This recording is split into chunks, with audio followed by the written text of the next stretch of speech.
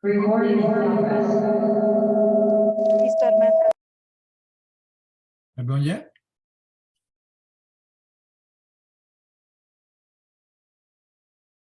Ustedes me dicen. Nos dijeron que ya listo, padre. De acuerdo. Entonces, les decía que hay una evocación a la llamada a Cázares, amigo de Dios, una evocación a Moisés. Ya en otro momento, en otras ponencias, traté de hacer el símil, o procuré hacer el símil de Cázares como amigo de Dios al estilo de Moisés, y me parece que hay mucho que señalar a propósito de ello. ¿Por qué? Porque Moisés es el hombre de los 3 ciclos de vida, es el hombre de una formación intelectual muy fuerte bajo la tutela del faraón, es el hombre de la rebeldía interior, es el hombre que no se pliega ante el sistema, y es el hombre que finalmente se rinde ante Dios cuando Dios le habla, lo escucha, y finalmente termina siendo el hombre que pone totalmente su confianza en Dios. Creo que ahí están elementos muy importantes como para revisar nuestro propio proceso espiritual, viéndonos nosotros mismos como amigos de Dios, pero también viendo al señor Cázares como un amigo de Dios, porque cuando él señala que hay que acrecentar hasta lo más posible el número de los amigos de Dios, pues naturalmente que él está también hablando de su propia experiencia espiritual. También el título de la charla dice, amigo de Dios que ensancha su tienda. Y aquí quiero felicitar el esfuerzo que hacen los organizadores del encuentro para nuevamente ponernos a todos en el sentir con la iglesia, como dice San Ignacio. ¿Por qué? Porque están evocando un documento de trabajo publicado por la Secretaría del Sínodo de los Obispos en 2022 para la etapa continental del Sínodo, que como sabemos ya tuvo su primera sesión el año pasado y que este año en octubre se espera la segunda sesión de este Sínodo sobre la sinodalidad, que es muy importante. Y en este documento, precisamente la iluminación tiene un texto muy breve, tomado del profeta Isaías, que es: ensancha el espacio de tu tienda, extiende los toldos de tu morada, no los restrinjas, alarga tus cuerdas, refuerza tus estacas. Y que, como nos dice el mismo documento de trabajo para la etapa continental del sínodo, el profeta Isaías está ubicándose en el dinamismo de la memoria y de la profecía, porque hace un recuerdo y también hace un anuncio. Y recuerda al pueblo en el exilio, porque es al pueblo al que él le habla, le recuerda la experiencia del éxodo, le recuerda la travesía del desierto cuando el pueblo vivía en tiendas. Y en esa situación del exilio, que es una etapa muy dura, muy difícil para el pueblo de Israel, recordar el éxodo cuando el pueblo vivía en el desierto y vivía en tiendas, para ellos va a ser el punto de partida, el recuerdo, la memoria, para poder visualizar o escuchar o acoger el anuncio de la promesa del regreso a la tierra, que es para ellos un signo de alegría y esperanza. Creo que aquí están 2 dinamismos muy importantes también de nuestra espiritualidad, que se alimenta de la memoria, pero siempre se lanza con una mirada proyectiva y sobre todo con una mirada profética. No para adivinar el futuro, sino con una sensibilidad especial para, viviendo el hoy de la historia, también saber cuál es el futuro que se aproxima y para en ese futuro tratar de construir la fidelidad de nuestra respuesta a Dios. Entonces, me parece muy interesante este texto que nos ayuda a repensar prácticamente nuestra eclesiología. ¿Por qué nos habla del pueblo de Dios? Y nos habla del pueblo de Dios, del pueblo de la alianza, que hizo alianza de Dios con Abraham, que en Abraham le hizo saber al pueblo de Israel que en él serían benditas todas las naciones, y por tanto el pueblo tiene ese carácter de sacramentalidad que nos va a recordar ahora después el Concilio Vaticano II, cuando dice que la Iglesia, el nuevo pueblo de Dios, es sacramento universal de salvación. Pero es un sacramento que no nada más es en la idea, sino que tiene que ser en lo concreto.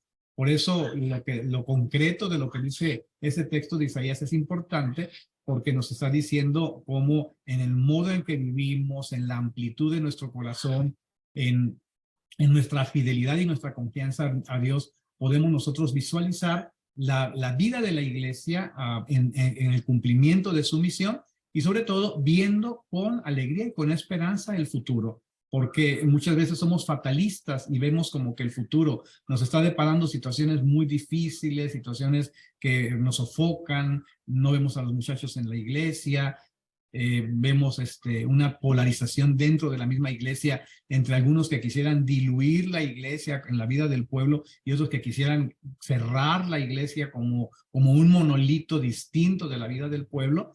Y vemos nosotros al Papa Francisco que como un buen líder, como un buen Moisés, como un hombre de visión profética, nos invita a caminar con la confianza puesta en Dios, haciendo el recuerdo, la memoria de la historia de la salvación que vive la iglesia, pero ayudándonos a ver con alegría y con esperanza también el futuro y los escenarios en los que hemos de cumplir pues nuestra misión.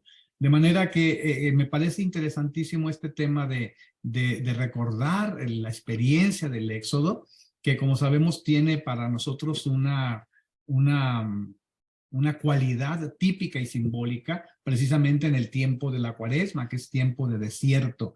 Es ponernos en situación de desierto, incluso para luchar con nuestros propios demonios y probar nuestra fidelidad a Dios. Es lo que hace el Éxodo. Y es lo que Isaías le dice al pueblo, que tome en cuenta la experiencia del Éxodo, la forma de vida que se tenía el Éxodo, un pueblo que va en camino, para que en el exilio no pierdan la esperanza de volver a Jerusalén.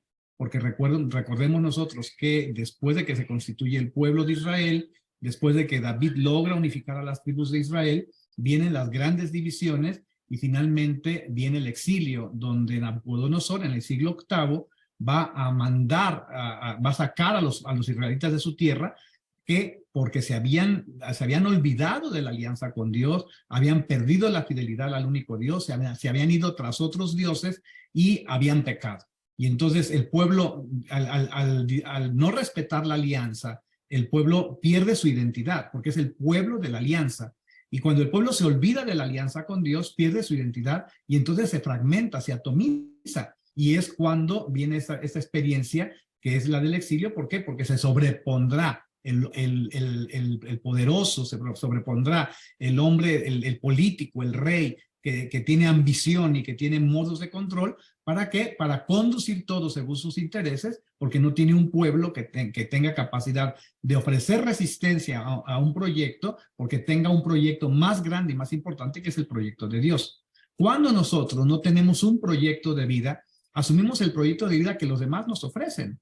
Y creo que es algo muy importante que podemos ver ahora con las redes sociales, que por todos lados, todas las redes sociales tratan de vender proyectos, estilos de vida, crear mercado, y quien no tiene seguridad en sí mismo, estamos como banderas movidas por el viento. Nos movemos por un lado, nos movemos por el otro, asumimos hasta formas de hablar, modalidades, formas de vestir.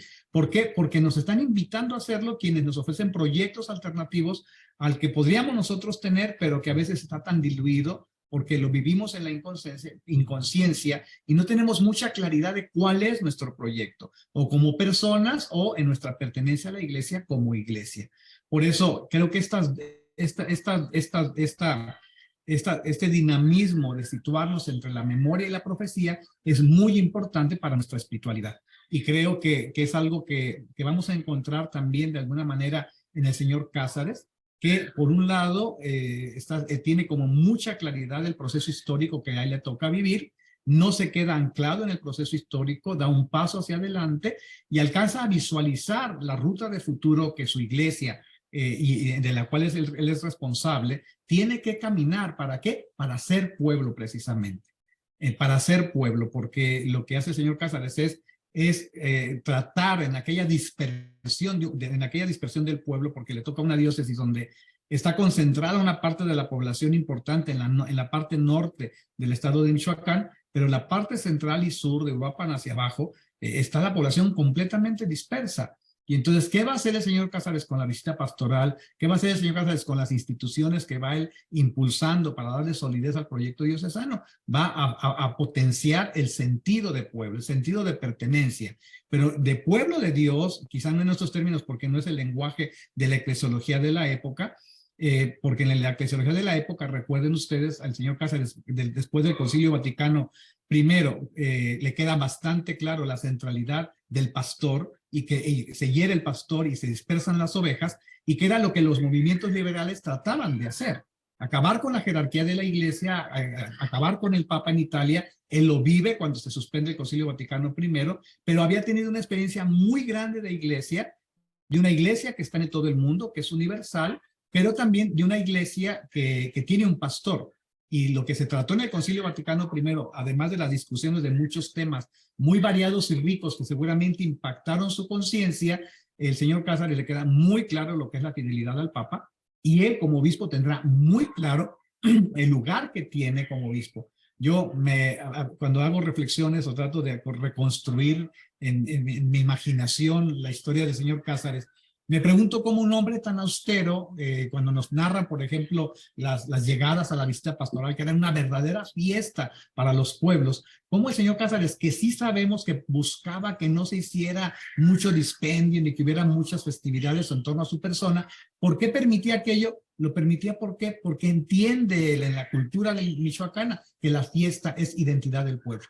Y que si algo hay que buscar es que el pueblo se identifique, que tenga conciencia de ser, porque las ideologías liberales habían precisamente, querían acabar con el sentido del nosotros para postular el yo, es decir, el individuo sobre la comunidad. Y entonces, por eso van a sufrir mucho con los liberales, los indígenas que tienen un profundo sentido comunitario, y va a sufrir mucho la iglesia, que siempre tiene una naturaleza comunitaria, y que en la espiritualidad barroca, que viene desde el Concilio de Trento, se expresa abiertamente, festivamente, como pueblo en las calles. ¿Y qué es lo que van a decir las ideologías liberales? Las cuestiones religiosas, cada persona por su cuenta. Y entonces es negar la dimensión pública de la fe, que es algo que el señor Cázares lo va a vivir. Y lo vive en carne propia desde que es seminarista, cuando se imponen los ejércitos liberales, saquean la Catedral de Morelia, se quedan con el seminario. Él lo está viviendo siendo seminarista. Y después, siendo un hombre formado en el derecho, entiende perfectamente que la pugna que hay, que es una pugna política entre los que sostienen que la iglesia tiene un papel que se debe respetar en la vida pública, y quienes dicen que no tiene ningún papel, es irrelevante. El señor Cázares se va a poner en el medio. Se va a poner en medio, con bastante claridad en su conciencia y en su conocimiento, se va a poner en medio.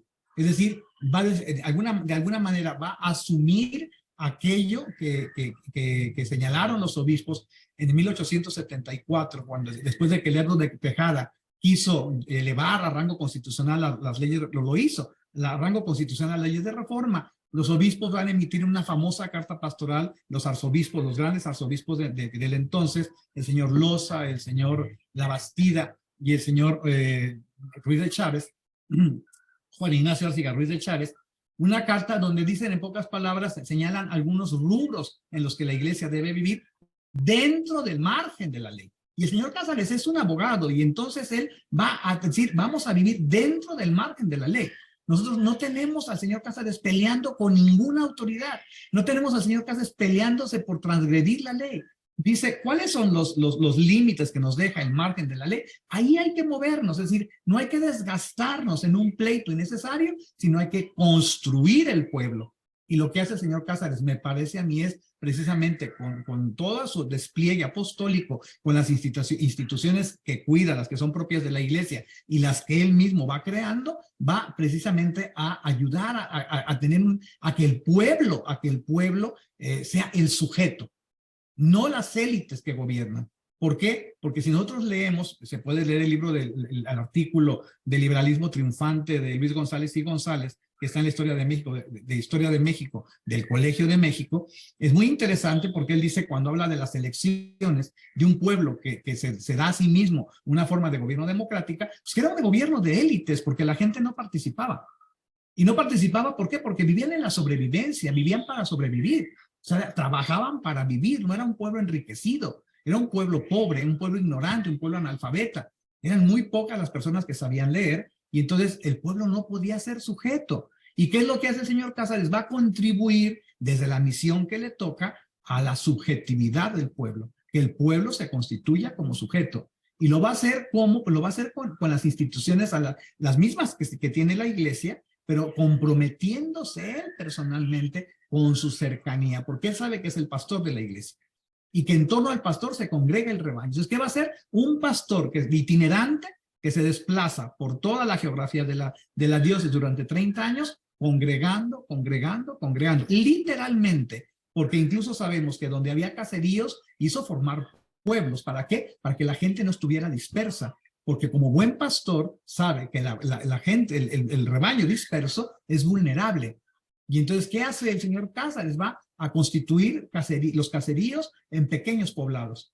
Aquí tenemos, bueno, estoy en Zaguayo, estamos muy cerca de San José de Gracia. De esta parroquia de la que yo soy ahora párroco dependía lo que hoy es San José de Gracia, que eran rancherías dispersas en los límites de Jalisco y Michoacán, y que el señor Cázares va a alentar, incluso le ordena al párroco de Zaguayo que uno de los vicarios viva en aquellas tierras para alentar la formación de un pueblo. Hoy es un pueblo próspero, es un pueblo grande, es un pueblo hermoso, es un pueblo respetable por sus tradiciones y costumbres y por su gente.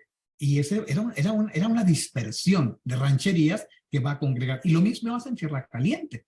Es decir, es un hombre que sabe lo que significa su ministerio y por eso lo cumple, y no va a esperar a que la gente venga a verlo, venga a buscarlo, sino él se pone en camino. Por eso yo insisto que si queremos nosotros entender lo que es la iglesia en salida misionera, hay que conocer la biografía del señor Cázares para ver al obispo en salida misionera. Es un hombre en salida misionera, es el obispo. Pareciera que Francisco, el Papa Francisco, se inspira en él para hablar de lo que significa la salida misionera.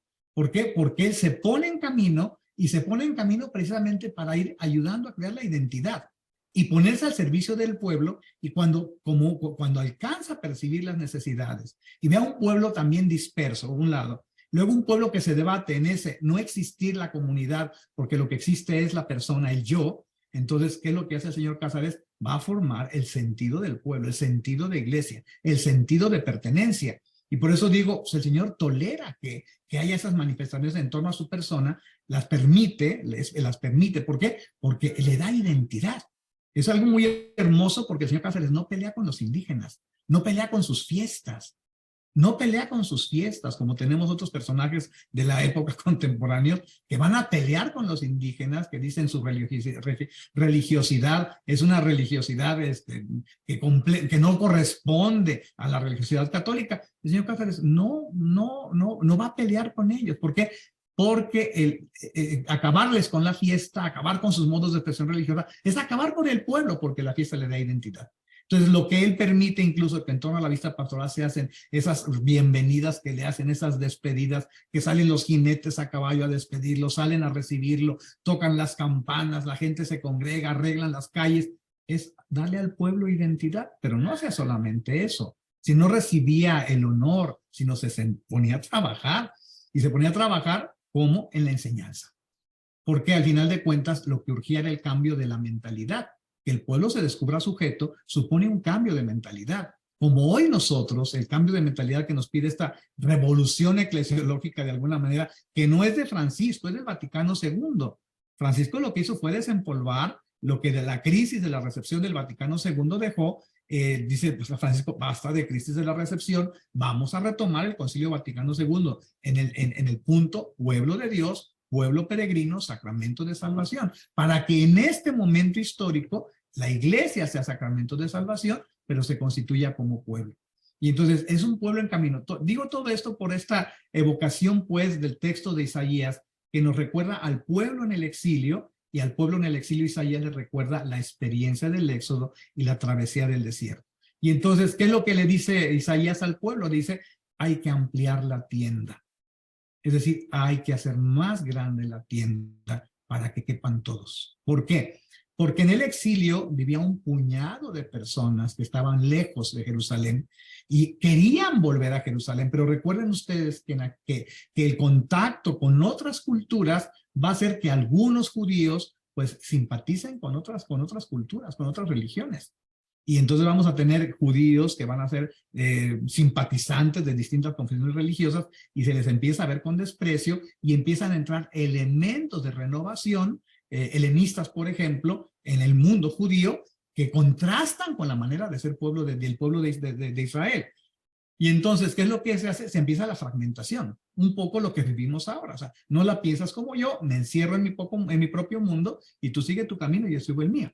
Y podemos decir, somos católicos, pero yo soy católico de los de la tradición y yo soy católico de los de la avanzada. Ahí se alcanzan a percibir esa polaridad hoy, incluso en los pueblos y en los pueblos pequeños. En Zaguayo se alcanza a percibir esa polarización de algunos que dicen, hay que irnos hacia atrás de donde venimos. ¿Por qué? Porque necesitamos ser la iglesia de todos los años, de todos los tiempos, y se refieren a la iglesia que conocieron sus abuelos, no a la iglesia que brota del corazón de Jesús. Es decir, a las formas, a formas de una iglesia que celebra en latín, de una iglesia que tiene una rigidez en el tema moral, y entonces, y hay otros que están en la polarización. Y entonces, ¿qué es lo que hay que hacer? Pues cambiar la mentalidad. ¿Para qué? Para descubrir, viendo proyectivamente con mirada profética, hacia dónde tenemos que caminar y también cuál es la fidelidad a nuestra vocación. Y lo primero que dice, lo que dice Isaías es, amplíen la tienda. Es decir, la tienda es más ancha.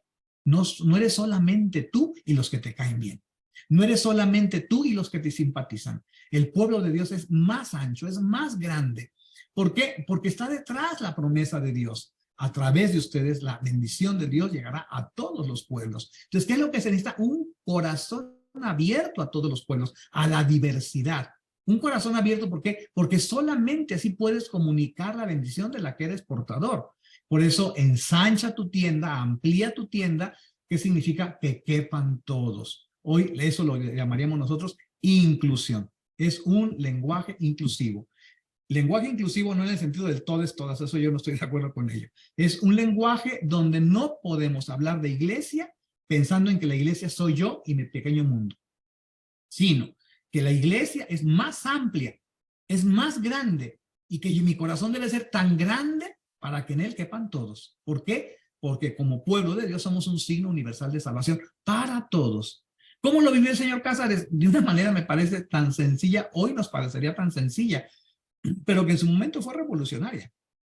¿Por qué? Los proyectos sociales de la época, sobre todo en campo educativo, eran proyectos que estaban pensados más bien en el tema elitista, repito. ¿Por qué? Porque son las élites las que gobiernan. O sea, no hay un esfuerzo porque el pueblo crezca y participe. Al final de cuentas, hasta todavía con don Porfirio Díaz, el tema era pues el simulacro de elecciones, donde un pequeño núcleo de gente participaba, estaban manipuladas las elecciones y se hacía lo que la pequeña élite decidía que se tenía que hacer. No había pues la famosa y real democracia a la que le apostaron los padres de la patria y que en el triunfo liberal, de la ideología liberal. Entonces, ¿qué es lo que hace el señor Cázares? Pues dice todos, pero no las élites. Para empezar, la mujer. Para empezar, la mujer, o sea, el mundo no es nada más de hombres. La mujer, él sabía que la mujer tiene un lugar muy importante en la cama. Lo sabía por experiencia familiar. Después de que murió su madre, su padre se casó 3 veces más. Él sabía lo importante que era la figura de la mujer en la familia y lo importante de la figura de la mujer en el pueblo, pero no estaba reconocido políticamente. La mujer no era sujeto. Y entonces por eso impresiona cómo le va a apostar a la formación de la mujer. Y de entre todas las mujeres, la indígena y la de la tierra caliente, la que estaba más humillada, más postergada, más abandonada, más vulnerable, la de la tierra caliente y la mujer indígena. O sea, ahí está el surgimiento de una congregación de las hermanas de los pobres. ¿Para qué? Para que como mujeres lleguen a la mujer. Y entonces va a ser interesante cómo en Zamora va a tener el asilo, el gran asilo de Zamora con las hermanas, pero es un asilo que comenzó con el señor Mendoza y después es ahí donde se forman las primeras hermanas y se forman las primeras profesoras. Es el asilo que tenía más o menos 400 alumnas, como tenía 400 alumnos del seminario. Entonces, no nada más pensó en el seminario para formar a sus sacerdotes. Al mismo tiempo empezó en una institución de formación de mujeres, a las que formó, como dice Inés Sánchez, para que fueran profesoras y se esparcieran por todo el obispado para enseñar las letras, no solamente en proyectos educativos de la congregación, sino en proyectos personales, individuales, como los hubo muchos. Hay cartas sobre Zaguayo, donde yo soy ahora de párroco, que me ha interesado conocer, donde hay profesores antiguos que le están pidiendo al señor Cázares que les dé el rango de colegios de educación católica a sus escuelas. ¿Por qué?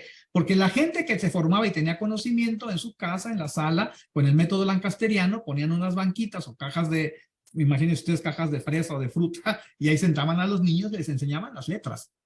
O sea, eran sistemas muy rústicos, pero que le dieron consistencia a la formación intelectual, a la visión, a la subjetividad del pueblo, incluyendo a la mujer, incluyendo al indígena. El indígena tampoco era sujeto por su sentido cultural comunitario. La ideología liberal no lo ve como sujeto, él ve individuos, pero no ve comunidades.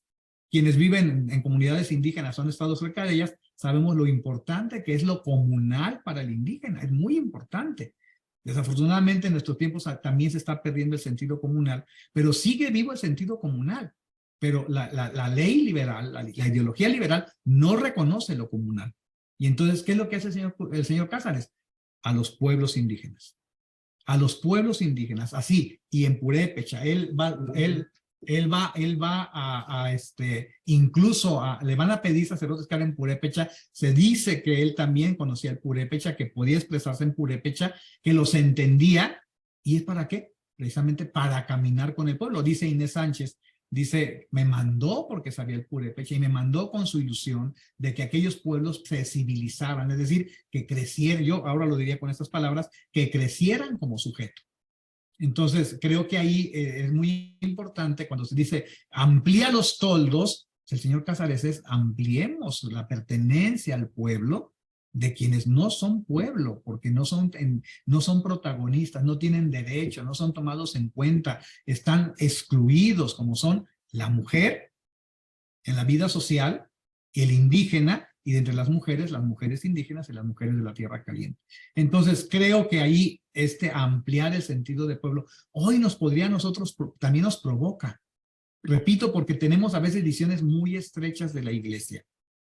A mí me encanta este documento que se llama Ecclesiam Suam, que es de Pablo VI, y que es su encíclica inaugural de su pontificado, que él, recuerden, lo eligen papa ya estando el Concilio Vaticano en curso. El Concilio Vaticano II estaba en curso, y recuerden ustedes que pues ya estaba un poquito revolviéndose el agua con los temas que estaban tratando en el concilio, tenían a mucha gente inquieta, y Pablo VI sale con la Ecclesiam Suam, que habla del diálogo, y habla de los círculos del diálogo en la iglesia, donde sitúa a la iglesia en medio de la humanidad, en diálogos, en círculos concéntricos, pero siempre de diálogo, como diciendo, es como una especie de onda que se hace del agua cuando se tira una piedra, las ondas que se hacen. Dice, todos pertenecen.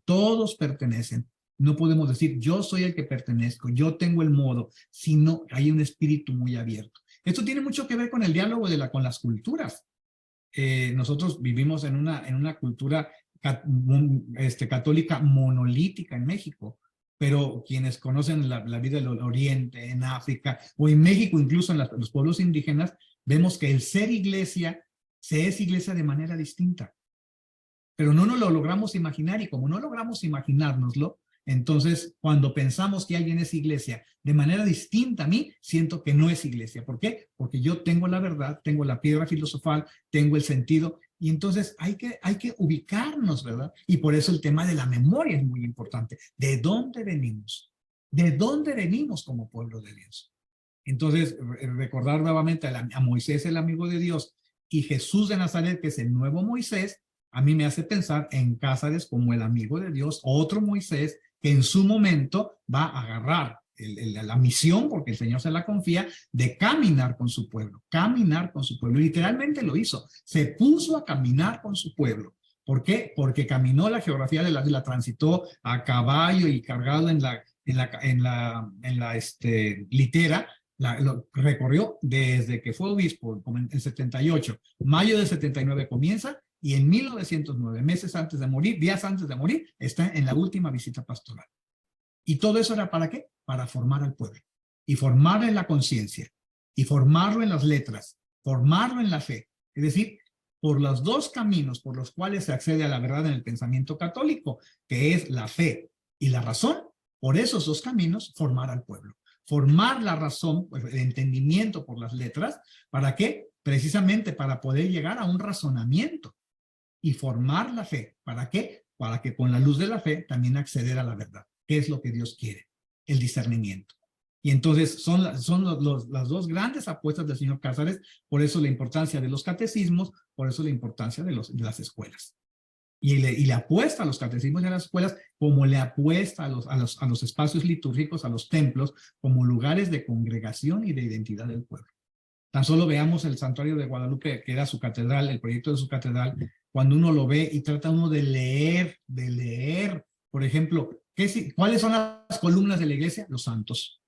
Los santos, cuando ven las columnas del santuario, que tenían aquellas hornacinas, que son más de 140, me parece, para poner santos, es la comunión de los santos. Y los santos son la columna de la iglesia. ¿Qué nos está diciendo con esa iglesia tan altísima en estilo gótico? De una espiritualidad, de una elevación a Dios y de una formación en la santidad. ¿Por qué? Porque las columnas de la iglesia son los santos.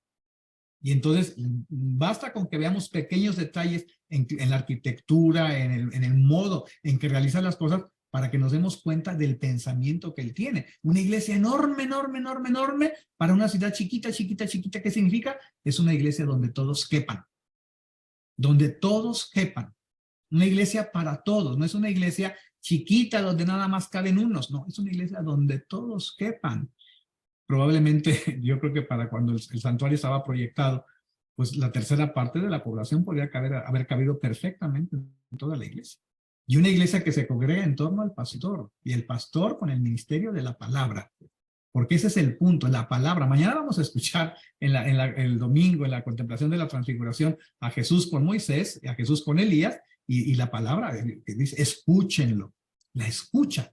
Por eso en el camino de la sinodalidad, la escucha es muy importante, escucharnos unos a otros, escuchar al Espíritu Santo, escuchar a Dios, pero saber que también Dios nos habla a través de nuestros hermanos, a través de los acontecimientos, como enseña el Concilio Vaticano II. Y por eso estar atentos a la voz de Dios, donde Él nos habla, será muy importante.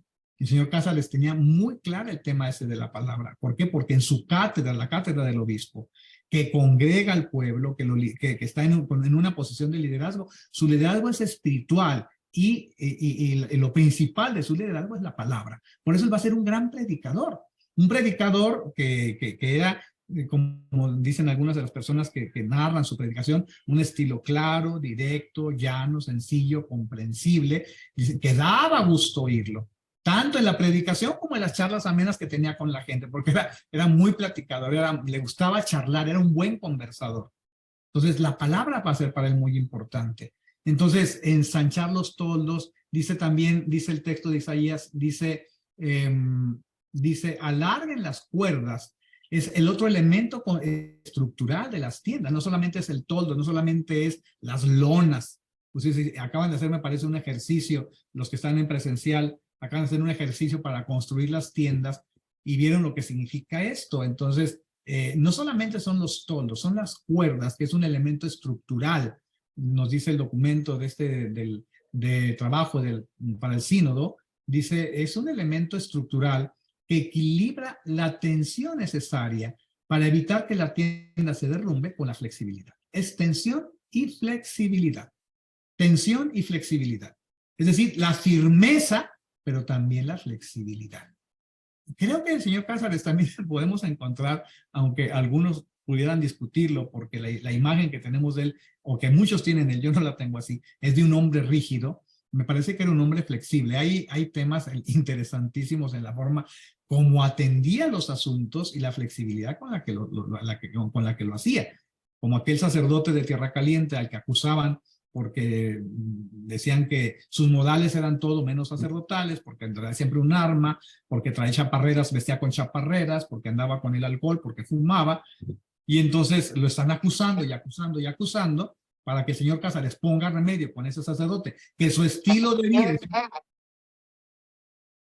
es un estilo de vida para algunos que no digno de un sacerdote, y se pone en camino. El sacerdote viene a encontrarlo, van de camino, y en el camino el señor van a dormir a cielo raso, y entonces pues sale un tigrillo, y el padre que saca la pistola y mata al tigrillo. Y vienen los mosquitos que no los dejan dormir, el padre enciende el cigarro y con el humo dispersa los mosquitos. Y después viene el tema de la sed, porque se les acaba el agua y entonces van a beber. No, tomen esa agua porque esa agua está envenenada, está podrida, y entonces sacan la botella del aguardiente y le chupan al aguardiente. Y entonces está el tema del clima y bueno, el tema de la chaparrera. O sea, todo se va justificando y el señor Cázares se va dando cuenta que aquello de lo que acusan al padre es algo que no tiene razón ni sentido. ¿Por qué? Porque todo tiene una razón de ser en el lugar donde vive el padre, en la forma como vive, en las circunstancias en las que se encuentra, en los peligros a los que tiene que enfrentar, en el clima, en el que tiene que sobrellevar. Y entonces, ¿qué es lo que hace cuando llega? Nada. Le habían dicho que fuera a regañarlo, que lo pusiera en orden, ¿eh? Llega, que eso es un hombre flexible. No es un hombre inflexible que hubiera dicho, chueco derecho, se pone su sotana. Chueco derecho, usted se quita de esto. Chueco derecho y vista como... No, nada, hijo, sigue adelante, estás bien. Es un hombre flexible. Y hoy nosotros necesitamos también cierta flexibilidad en nuestras instituciones, porque podemos ser demasiado rígidos y en nuestra rigidez nos quebramos. Y por eso cuando viene la tempestad tronamos y nos caemos. ¿Por qué? Porque el que es rígido siempre se quiebra. El que es flexible como las palmeras, en la tempestad se puede bambolear, pero cuando llega el momento, vuelve a levantarse. Y por eso una buena dosis de flexibilidad, que son las cuerdas de las que habla el texto de Isaías. Y finalmente, yo creo que la flexibilidad que el señor Cázares, insisto, esa flexibilidad, yo la encuentro pues en algunos ejemplos, pero para mí tiene mucho que ver con su apuesta, como decía, por formar a las personas en su conciencia y sobre todo en el hábitus virtuoso. Es algo propio de Cázares. A mí me dijeran, ¿cuál es la virtud más grande del señor Cázares? Híjole, me costaría mucho trabajo decir cuál es, porque es un hombre de caridad, es un hombre de fe, es un hombre de esperanza, es un hombre de justicia, pero es un hombre de prudencia. Es un hombre de una gran prudencia. Es decir, nunca va a concitar una dificultad porque él tome una bandería, como decía él, es decir, un partido. Siempre trata de dar soluciones ubicándose en el justo medio. Lo que decían los clásicos es la virtud, ubicarse en el justo medio. Y entonces, teniendo una visión global de las cosas, sabe ponerse en el medio. ¿Para qué? Para conjuntar las voluntades de unos y otros y construir. Y entonces es como si, digamos, nosotros saca la tercera vía, es decir, ante la polarización, saca la tercera vía. Y con esa prudencia puede caminar, porque tirios y troyanos, cuando están dispersos, se pueden conjuntar en una propuesta donde algo de lo que les llama la atención alcanzan a ver. Y entonces el señor Cázares lleva una vida virtuosa y me parece que va a formar una pléyade de hombres y mujeres virtuosos. Y esas son las cuerdas que le dan a la tienda, por un lado, la flexibilidad que necesita, pero también la atención que debe de tener para poder cumplir con su función. Y el otro tema, las estacas, que son las estructuras que anclan la tienda al suelo, son para mí las instituciones. El señor Cázares va a ser un hombre que va a dar cauce a instituciones, algunas las que la iglesia le manda y otras que él va a impulsar, como la de las hermanas de los pobres. Pero, por ejemplo, el cabildo le va a dar su lugar, lo va a respetar, respeta su cabildo, respeta a sus canónigos, sabe el lugar que tiene, les delega, sabe delegar en el cabildo, por eso hizo cosas maravillosas, por su sentido de delegación y la confianza que le tiene a sus canónigos. Desafortunadamente algunos no le fueron leales al 100%, sobre todo en la última etapa de su vida. El seminario, al que le da una gran importancia, para formar no solo sacerdotes, sino también juristas. En un momento en que se están poniendo los cimientos de la legalidad en una nación, es importante el sentido de justicia, y por eso va a formar juristas. Naturalmente que con la visita pastoral fortalece el lugar institucional de las parroquias, y también la institución de la visita pastoral, que es una institución canónica, que le obligaba al obispo a hacer la visita pastoral, la asume, pero la asume como un verdadero apostolado y como una verdadera misión. Y el tema de los catecismos, o sea, los catecismos son otra institución en la iglesia, y hoy, si me dijeran a mí, ¿cómo podríamos nosotros emular al señor Cázares? Apuéstenle a los catecismos. Apuéstenle a los catecismos en los colegios y en las parroquias y en donde quiera que se encuentren. Apuéstenle a los catecismos. Porque una iglesia está viva si hay catequesis. Y los catecismos de los niños, me refiero a esos catecismos de los niños. los que son los catecismos del señor Cázares. Claro, hoy tenemos catequesis de jóvenes y catequesis de adultos, sí, pero no descuidemos el catecismo de los niños. Porque hoy, a mí me llama la atención, tenemos un catecismo muy disperso. Yo hablo por mi realidad aquí en Zaguayo. ¿Por qué? Porque todos los colegios particulares ofrecen el servicio de catequesis, pero el conjuntarnos como iglesia en una tarea educativa catequística nos cuesta bastante trabajo. Entonces, hay que apostarle a los catecismos. ¿Por qué? Porque de esa manera tenemos una institución que le da mucha solidez a la construcción, al edificio de la iglesia. Entonces, ya tengo que terminar porque me emociona hablar de esto.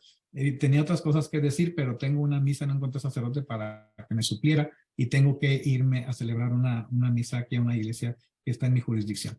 Me da mucho gusto haber compartido, espero haberme dado a entender o por lo menos haberles comunicado entusiasmo para que el trabajo que están haciendo lo sigan desarrollando en ese dinamismo de la memoria y de la profecía. La memoria y la profecía. De allá venimos y estamos caminando, y en el camino las grandes enseñanzas de la historia de Dios en nuestra vida. Y el señor Cázares es un escrito de Dios en nuestra vida, es testigo de Dios en nuestra vida, es amigo de Dios para enseñarnos a ser amigo de Dios. Esa es nuestra memoria, que la tenemos que convertir en profecía en nuestro trabajo apostólico, en nuestra vida familiar, en nuestra vida de comunidad religiosa, en la vida de las parroquias, en todas las experiencias de iglesia en las cuales nosotros tengamos alguna participación.